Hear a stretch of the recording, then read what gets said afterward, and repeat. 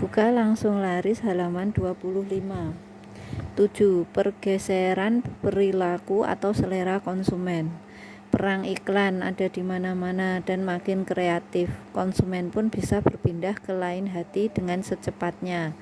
8. Waktu yang tepat. Setiap bulan Ramadan, permintaan busana muslim pasti lebih besar dibanding 11 bulan lainnya. Begitu juga kue kering. 9. Kejadian-kejadian. Terjadinya flu burung yang memicu permintaan akan masker. Tingkat pencurian yang tinggi membuat permintaan alarm dan CCTV meningkat. 10. Kampanye suatu perusahaan atau komunitas yang menciptakan pasar baru atau memperlebar pasar yang sudah ada. Hijabers Community telah terbukti mengedukasi pasar menjadi gemar berbusana muslimah. 11. Populasi target pasar. Berdirinya sarang semut baru di sekitar lokasi Anda, maka akan bertambah pula target pasar Anda.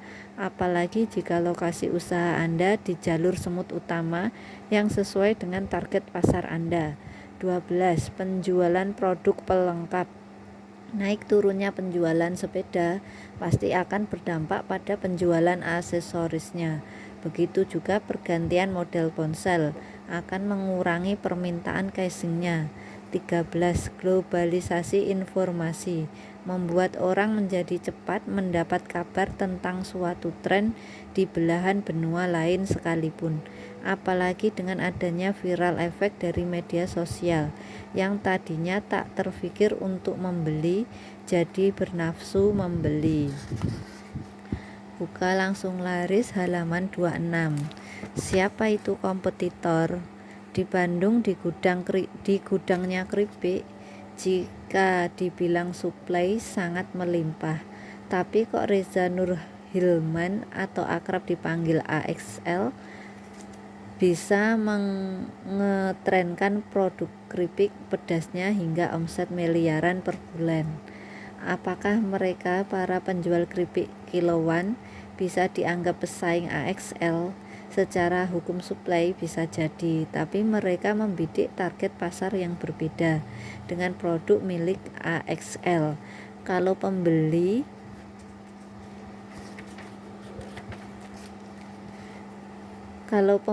keripik kiloan adalah ibu-ibu, pembeli keripik AXL adalah anak-anak muda.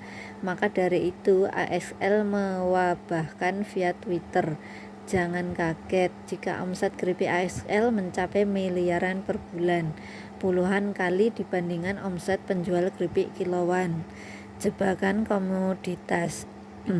Apa yang AXL lakukan dengan positioning pedasnya dan membidik pasar anak muda via media sosial, menghindarkan AXL dalam jebakan komoditas. Produk AXL tak bisa dibandingkan lagi dengan produk keripik pedas kiloan, apalagi setelah kemasannya dipercantik. Meskipun mereka menjual produk yang serupa, konsumen akan tetap memilih produk AXL yang berlogo nenek-nenek dibanding membawa keripik dengan bungkusan plastik tanpa label. Itulah efek emosional merek dan kemasan. Jika tak ingin banting-bantingan harga, hindarilah jebakan komoditas. Kuatkan diferensiasi dan merek produk Anda. Pasar potensial. Buka langsung laris halaman 27.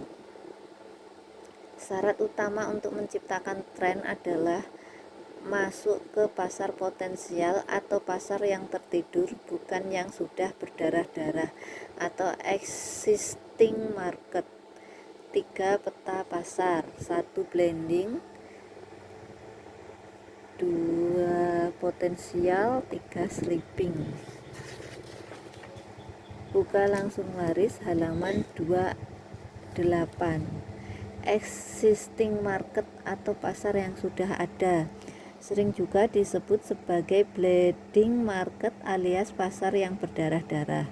Kenapa? Karena sudah terlalu banyak pemain atau kompetitor di bisnis itu, sehingga harga pun sudah banting-bantingan. Dalam matrik Boston, pasar ini masuk kategori sapi perah mendekat ke anjing piaraan. karena sudah banting-bantingan harga. Potensial market atau pasar potensial adalah pasar yang permintaan terhadap produk tersebut sudah ada, tapi pemain atau kompetitor belum banyak. Produk bisa jadi adalah varian yang baru, namun bukan suatu produk yang asing, sehingga calon konsumen sudah mengerti, bahkan mencari-cari. Inilah bintang. Sleeping market, pasar yang masih tertidur, adalah pasar yang belum terlihat permintaan terhadap suatu produk, tapi juga belum ada kompetitor. Masuk ke pasar ini ibarat mengajarkan anak kecil berjalan, memakan waktu, tenaga, biaya, dan ini yang disebut tanda tanya, alias belum kelihatan jelas kapan akan berhasilnya. Bidikan pasar potensial karena permintaan sudah jelas ada, kompetisi rendah. Buka langsung laris halaman 29. Sehingga upaya yang diperlukan untuk mengetrenkan relatif lebih ringan dibanding pasar yang tertidur.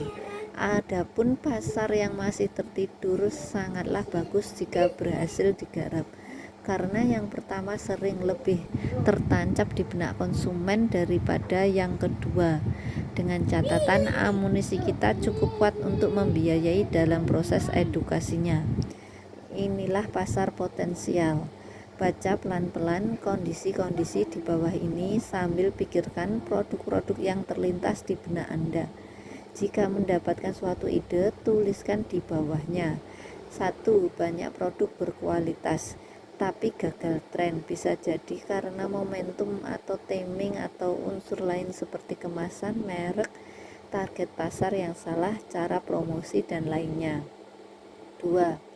Berhasil tren tapi tak bertahan lama, seperti tren bubble tea beberapa tahun lalu, sempat tenggelam kemudian hadir cat time ke Indonesia, tren lagi.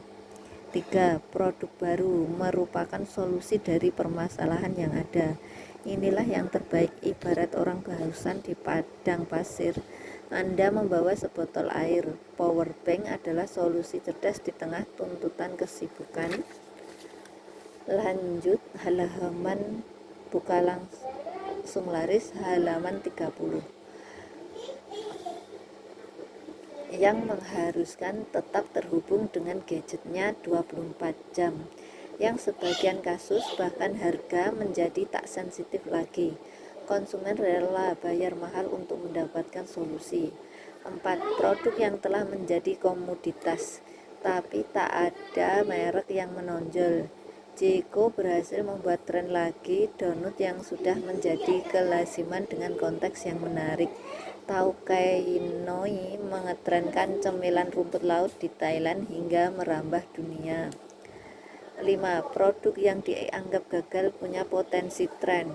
Legenda brownies Post IT berhasil membuktikan bahwa produk gagal itu hanya belum berhasil memberi makna yang baru pada produk tersebut. Brownies adalah kue kecelakaan karena lupa memasukkan baking soda, tapi laris manis setelah diposisikan sebagai kue varian baru.